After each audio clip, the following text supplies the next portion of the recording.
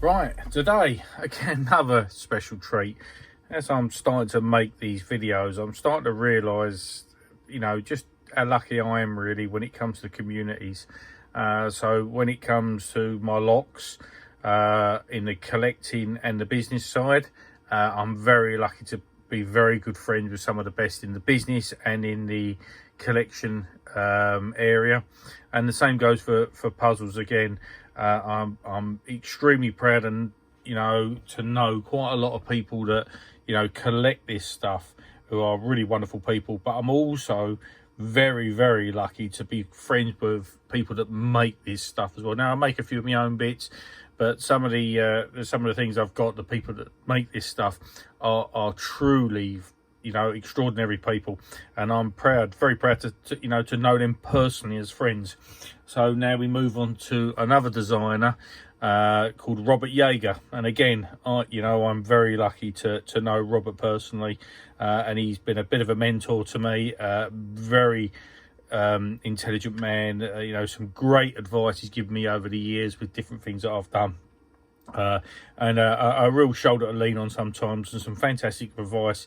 And Robert makes puzzle boxes, but he's not a box maker. He's an artist. I mean, the work that he does is superb.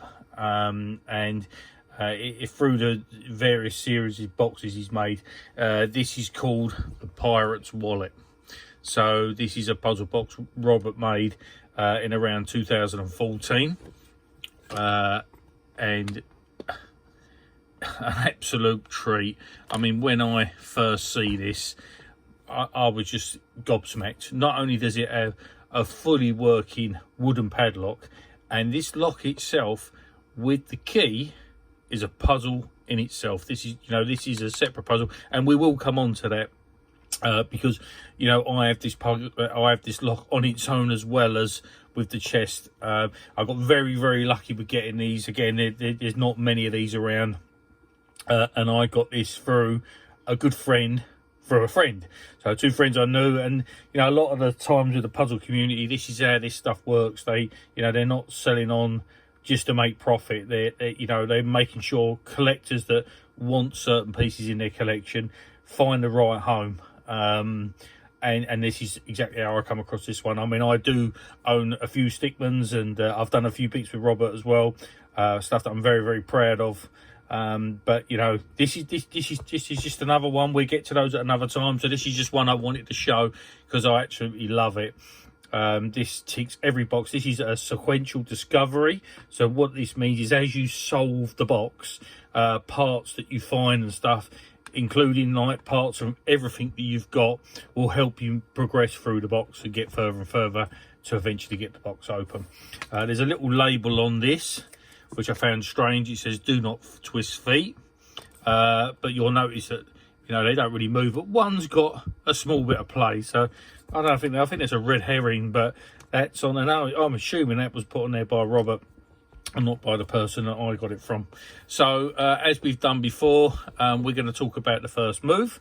So if anyone doesn't want to know the first move to this beautiful box, now's the time to cut off. So you've got a key, you've got a padlock, and the first move we're going to do, we're going to remove the padlock. So we don't need to unlock the padlock. You'll notice various things move around, but this particular side here, if I twist this a few times, one way or the other, it releases a mechanism inside here, and it means that this part comes out. So by turning this, it unlocks something here, this removes, and that's going to be your first move of this puzzle. Obviously it's not open, it's not unlocked, but that's your first move, and then we can move on to various other things in here. So yeah, so Robert Yarger's Pirate's Wallet, absolutely beautiful piece of home. Love it to bits, and if you ever come to one of our meetings, please ask one of us to bring it along, and you'd be more than welcome to have a play with it. Anyone that's interested in this sort of stuff will absolutely love it, and I hope you like it. Cheers.